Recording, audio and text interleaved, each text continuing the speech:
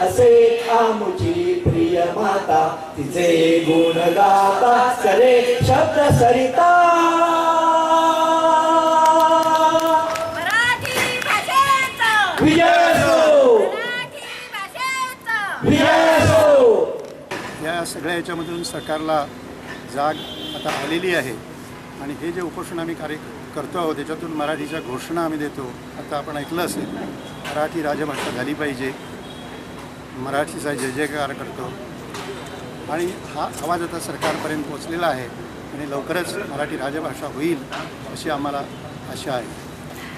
अनेक वर्ष झाली मराठी राजभाषा होईल म्हणून वाट बघतायत आणि सरकारनं जर हे आता केलं नाही तर जनता थांबणार नाही.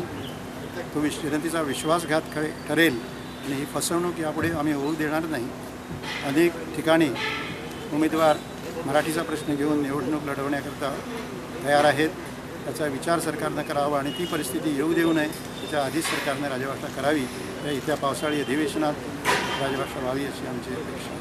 मराठी राज्यभाषा आम्हाला पाहिजे. माये मराठीसाठी एवढं झगडावं लागतं हेच आमचं दुर्दैव आहे आणि जास्त आम्ही यात काय सांगू शकणार. शांतताप्रिय मार्गाने हा लढा चालू आहे, सनदशीर मार्गाने हा लढा चालू आहे. पण आम्ही मराठी राज्यभाषेसाठी प्राणपणाला लावण्यासुद्धा आम्ही तयार आहोत.